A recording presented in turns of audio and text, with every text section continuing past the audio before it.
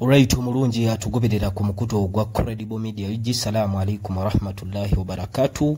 Ganja Fadige manya tubaza okulika anti mutambula naffe nabo ekityo tubasaba okusubscribinga kikulu okulayikinga wamu n'okusharinga content waffe twongera tukulabika anti tutambula ffenna wakati mukuba torch n'okutunuulira ensonga nga bezitambula mu nyaffe Uganda. Olunaku olwaleero amaaso gonna gabadde ku kalulu ka Kawempe by election nga bannakawempe bakira obubokisi okujjuza ekifo ekyeyali MP wabwe omukulembeze wabwe Mugenzi Muhammad Segirinya Mungu gwe yajjulula. Embere badde yabunkenke nnyo ab'ebitongole bikuuma ddembe babadde bateevuunya mu buli nsonda, bannamawulire bakubiddwa. Tusanze akaseera k'amaanyi nnyo oba oli awo okufuna footage yenna gw'olabye abadde atambula ku mikutu gimugatta abantu, reason being nti omuggo gubadde gunyuuka. Abemulaba awo kubadde kusagambiza mu bitundu by'e Kawempe. Awo polling stations ezimu ku polling stations zengenzeeko booli awo nenfuna footage oyo. Polling station eyo ya Kawempe kuluka abategerawo bulungi ewali UCT enonno nga kati bagifuula barracks. Wano akalulu kabadde tight nnyo ebitagambika kuba kalondeddwa mu barracks munda, kigambibwa nti ne bannamagye abamu balonze. Elias Luyimbazi Nalukola still nakaka wangudde era kwe kusagambiza kukolaba mu bantu. Nalukola wangudde n'obululu badde 498, then Ajati Farida Nambe wenale munafuna obululu bubadde 442. Embeera bwetu bwebadde kuliko omuvubuka yalabiseko nako olwejjo Nammere bamuyita Yunusu Kabaya lirinnya lyakozesera nga chairman wa katale akakinyata Kawempe ku 5. Abatuuze babadde bakaawu nnyo gyali nga bamulaba yeekulubeseza ku mmotoka ebadde etwala obululu e Makerere nga bagamba okusinziira ku bibamula byakola teyeetaaga na kubusemberera era batabuse. DP Sawo yazze n'abawooyawooya abadde akulira ebyokwerinda awo kwe kukakkana n'ebifaananyi bibadde byakusagambiza nga bagamba olaba ne bannamagye mutulonze mutukoze obulungi obutagambika. Footage ngenda mubawa then tukomewo tutunulira akalulu kano mu bugazi bwako nga bwe tulindirira okulangirira okwenkomeredde. Right about now bali Makerere. Makerere tulindira kulangirira. So kazooke tubawe video eno nga abatuuze batwalaganya Yunusu Kabaya gwe bagamba nti musajja mubi nnyo ekigendererwa kye kyakubba bululu, then tukomewo tutunulira akalulu mbugazi bwako. Nalukola Nalukola Nalukola Nalukola Nalukola Nalukola Nambi Nalukola Nalukola. Yes, Elias Luyimbazi Nalukola awangudde wano ku barracks ku UCTU we bateeka barracks.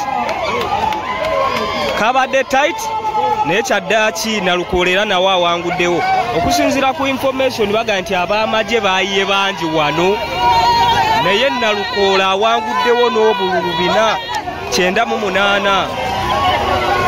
Nambi abadde n'obululu 442 mu barracks, imagine. So bannakawempe baba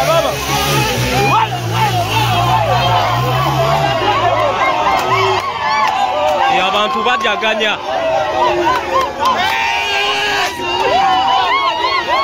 Abantu bajaguza. Omanyi Kyagulanyi yabagamba bwe mumala mukakuume temuvaawo then mujagulizaawo wennyini we mulondedde. Bannakawempe kye bakoze.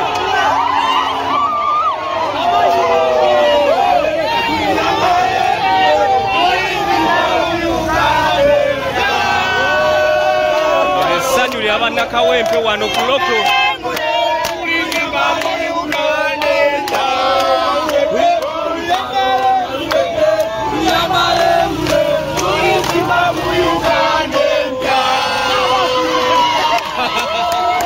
lyessanyu eri abannakawempe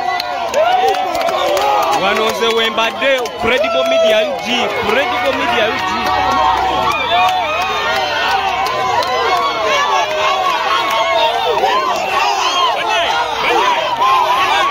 okujagambiza twabagambye tugenda bawo ebintu byonna ku Credible Media UG tolina kyogenda kusula.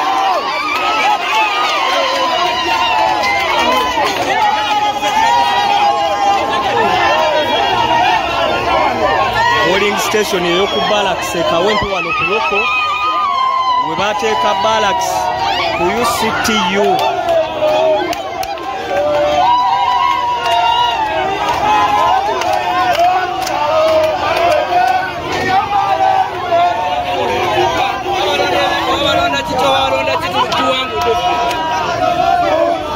Yes, Credible Media UG gwe mukutu twewaayo okubaweereza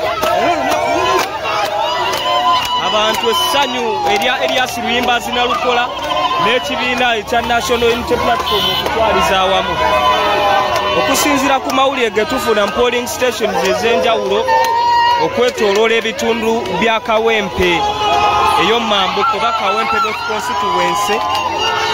Luyimbazi Nalukola awangudde. Luyimbazi Nalukola awangudde.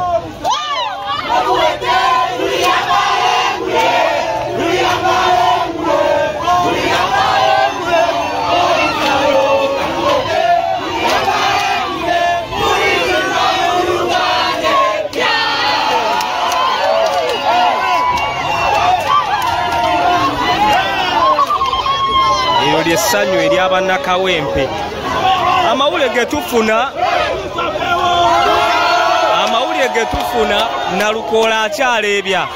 Wetwogera ssaawa zino obululu babutwala ku Ttale Center gye baatadde wali e Makerere nga Electoral Commission gye bagenda okubalira obululu buno then balangirire ekyenkomeredde. Naye okusinziira ku ge tufuna mu polling stations ez'enjawulo mu miruka egy'enjawulo egikola Kawempe Bwayise 1 Bwayise 2 Kazangola Kyebando yonna Nalukola abadde akyaleebya.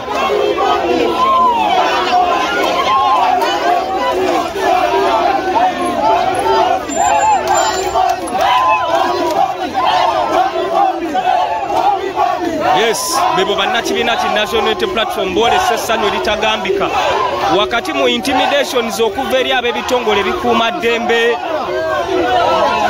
okutiisibwatiisibwa kwonna okubaddewo tebatidde bazze ne balonda nga newankubadde ttaanaapu ebadde ntonotono naye era balaze nti Nalukola kwe bafiira zezo ennyimba ez'essanyu z'owulira.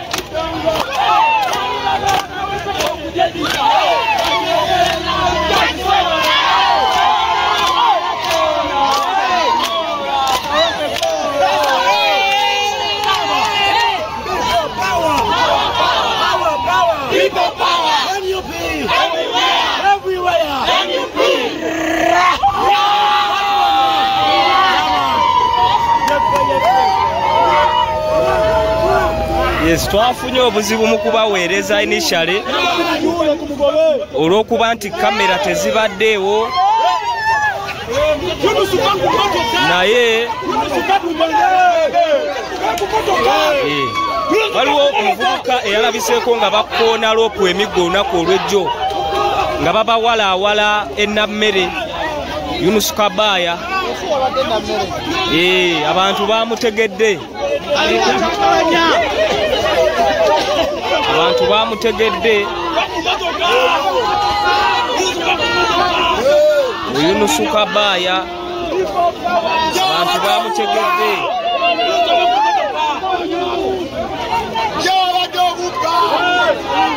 Omuvubuka oyo yatambudde nnyo yabadde Sseko wasigire ennene. Yunus Kabaya.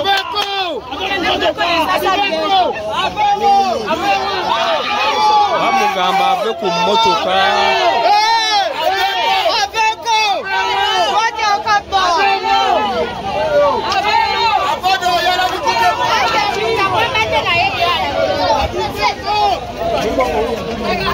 Yunus Yunus Kabaya bamulumiriza nti be bamu kuba beetabye.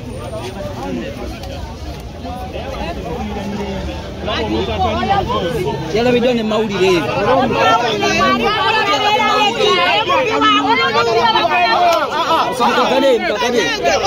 Mbakane.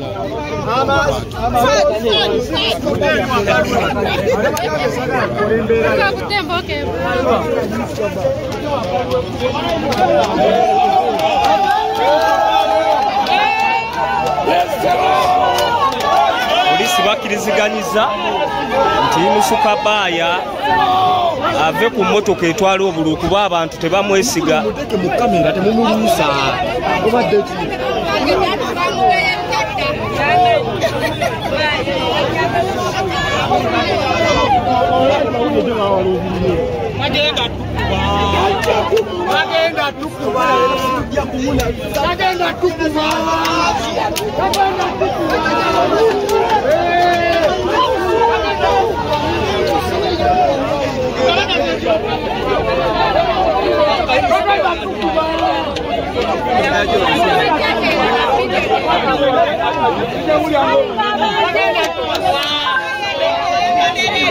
Yes, abantu baagala ekintu kimu, Yunus Kabaya ave ku mmotoka etwala obululu. Reason being nti bamanyi nti state operative oba munnakibiina kya NRM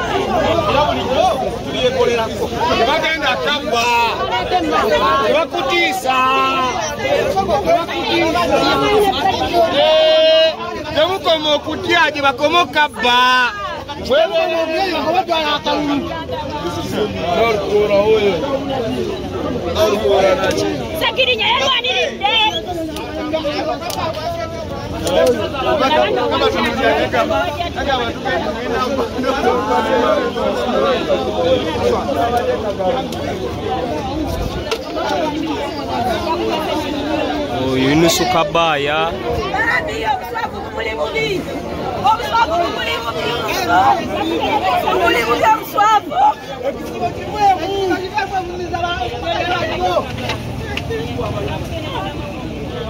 Yes, obululu butwalibwa ku ttale center e Makerere gye bugenda okubalirwa basalawo ekyenkomeredde.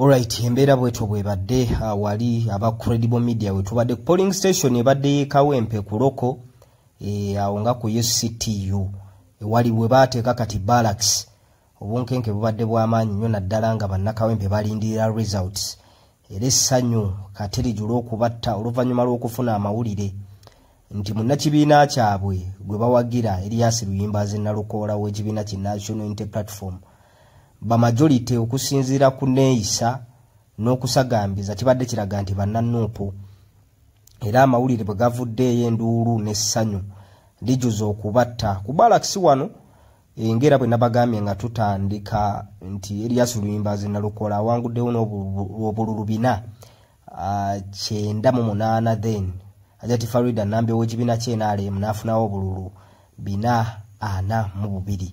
So embeera bweto bwebadde mubalabye nga bagezaako okulayika nti balaga obutali mu mativu n'okwemulugunya kwabwe eri omuwagizi we NRM Lukulwe Yunus Kabaya yabiddwako mu bitundu by'ejje Nammere Rope ne Secretary General w'ekibiina ki National Unity Platform omukulu Lubongoya nga bagezaako okulabika nti balina amaka mwe bayingiridde we bafunye information nti babadde bagezaako okubbirawo obululu.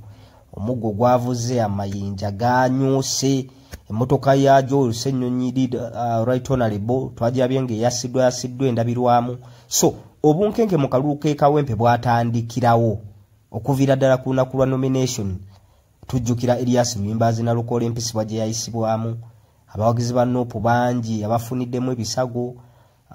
Tower bodyguard w'omukulembeze w'ekibiina ki National Unity Platform okugulu yamenyebwa, bannabbosa bamuwadanku nnyingi, Honorable baasibibwa, Derrick Nyeko, bantu bangi nnyo abafunye ebisago mu kalulu kano. So olunaku olwaleero ng'ennaku z'omwezi 13 bannakawempe lwe bakidde opu box still era tulabye obuvuyo bungi nnyo mu kalulu kano. Amacha g'olunaku olwaleero bannamawulire aba TV stations ez'enjawulo, radio stations ez'enjawulo abaagenze okusaka amawulire bafunye obuvune bungi nnyo. Waliwo munnamawulire wa Pal FM gwe twalabye nga bamukubye emikono gyonna baginudde. Twalabye munnamawulire w'NBS nga atwalibwa biwala ttaka. Bannamawulire bangi n'omuntu yenna abadde agezaako okugyayo kamera ab'ebitongole bikuumaddembe babadde bamukolako. Intimidations okuviira ddala ku maca. Era akalulu kano realistically bw'otula turn-up y'abalonzi tebadde ya mulembe olwa fiya gye baabasizeemu, naye abavumu bavuddeyo ne bakalonda. Information gwe tufuna okuva ku polling stations ez'enjawulo, Elias Luyimbazi Nalukoola abadde aleebeza ddala bw'abeera mu bululu nga 300 abadde amuddirira nga Farida Nambi abalala balinga abataakeetabyemu nga bano obululu bwe 15 12 mu mbeera ezifaananako bwe zityo. So bannakawempe bonna kati amaaso bagatunuulidde wali Makerere ewa Simon Byabakama wali Tale Center. Electoral Commission buli muntu alindiridde ekivaayo, naye nga polling stations ez'enjawulo ekyamazima kibadde kiraga nti Elias Luyimbazi Nalukoola ali waggulu. Kalulu kabadde ka bunkenke. Radio Pal fena tugimanyi, radio ey'obusiraamu yo saawa zino ku mpewo teriiko, baagigaddewo. Ekijjeggazaawo tekinnategereka, wabula ge tufuna mu nvuuvuumo nti Pal FM eyo babadde beeteefuteefu okutuusaako bannayuganda ekiri mu field ekituufu awatali kwenya abo kigambibwa nti bagaddwawo. So embeera bwetyo bwerabise mu kalulu, naye kisinze okwennyamiza bannansi n'abantu ab'enjawulo nti we batuukira okukwata ku bannamawulire ba Fourth Estate, bannamawulire abalina okulabika nti basiigira omuntu ekifaananyi mu aspects zonna, nga ne oluba lutalo munnamawulire takwatwako, reason being nti abaayina for instance bwe luba lutalo side zombi eziba zeerwana zeetaaga munnamawulire okufulumya information kuba buli side eba ne kyeyogera mu lutalo.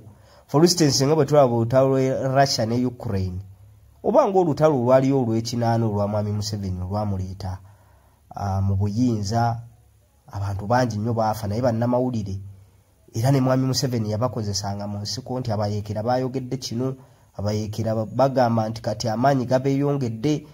Embeera eyo ne gavumenti nayo nevaayo n'obubaka naye bano tujja basobola, bano tujja balinnya konfeete. Kitegeeza nti munnamawulire mu aspects zonna nsonga za byabulamu, ne bwe kiba nti munnamawulire atuuka ku sseeri kubibwa bw'atyo, kamera ne zoonoonebwa, bintu byonna babivandalizinze. Media houses kuba mu mawulire tulina ekigamba nti life first, eggulire terisinga bulamu, bajjeyo abaana baabwe ne babazza ku station olw'embeera ebaddewo. Amagye ebitongole ebikuumaddembe nga byefudde ekizibu. Ebyo bye bibadde baana baliwo mu kalulu k'e Kawempe. Tulabye e Kawempe Wambogo gavubuka gakawuula n'ab'ebitongole ebikuumaddembe nno mwanattu. Obululu bubadde bukyabaliwo ne bajja ne basambasamba ebibokisi ne bateekawo embeera kyekimu ne ku kibadde ekazo mu Angola gye baakedde okuwuttulira bannamawulire emiggo egitagambika. So ebyo bye bibadde mu kalulu k'e Kawempe. Ne bannakawempe nga bwe mubalabye mu vidiyo, abavumu bo bavuddeyo ne bagamba nti ekiba kibe. tugenda kulonda akalulu kaffe ate tetugenda kuvaawo. Kwe kusagambiza okwo kwe mulabye era bakoledde ddala ekyomukulembeze waabwe kye yabagamba bwe mulonda temuvaawo ate bwe mumala ofuna results eza polling station mutandika okusagambiza mutandika okujaguza. Era bwe twogera mu kaseera kano nga newankubadde akakiiko k'ebyokulonda tekannalangirira naye okusinziira ku bululu bwe tubadde tufuna ku social media bannange tunze mbadde polling station ey'omukirokole Nalukoola awangudde abaawo ne basagambiza abaino ne batuwa information nze mbadde Kyebando mbadde Komamboga mbadde yonna abanupu gye balondedde abavuddeyo okulonda mu nnamba yaabwe etabadde ya muzinzi nnyo olw'okutiisibwa basigaddewo bawulidde results n'okusagambiza oba okujaganya ne bakola ki ne bajaganya. So akalulu kano kabaddemu obunkenke obutagambika. Twalabyeko Honorable Baramu Barugahara ku makya wali mu bitundu by'e Kawempe Wambogo ne tulanga afunye information nti waliwo wanupu abagala okwenyigira mu kubba akalulu. So Balamu ne Hajati Misa Kabanda abo babaddeeyo nabo nga bateekawo embeera naye bannakawempe okusinziira ku kiriwo kati kanso Nalukoola oba oli awo enaabantaanya era kijja kuleeta ejja kuba surprise y'amaanyi nnyo nga Nalukoola talangiriddwa. Nenga buli munnakibiina kya National Unity Platform mu kaseera kano yatandise dda okujaganya yatandise dda okwozaayoza kanso Nalukoola. Electoral Commission saawa zino yeri ku kigezo ani gwegenda okulangirira ensi yonna Uganda yonna kuba kana akalulu tekabadde kakawempe yokka akalulu kabadde kasiiga ekifaananyi ekigenda obeerawo mu 2026 ekifaananyi kigenda okubeerawo mu 2026 nopu yo okusinziira ku badde polling stations ez'enjawulo ze tubadde yeemaze okutiikinga nti obuwagizi bakyabuyina mu bantu wabula ate ku ludda olwa gavumenti akalulu kano katusiigidde ekifaananyi nti oba oli awo ne mu 2026 amagye n'ab'ebitongole ebikuuma ddembe ebirala yene n'abenneeyisa yaabwe kubeera tujjukira akalulu ka 2021 nga bino bye tulaba ssaawa zino era twabirabako ne mu 2021 bannakibiina bangi ba Frank Ssente ez'abaafiirwa obulamu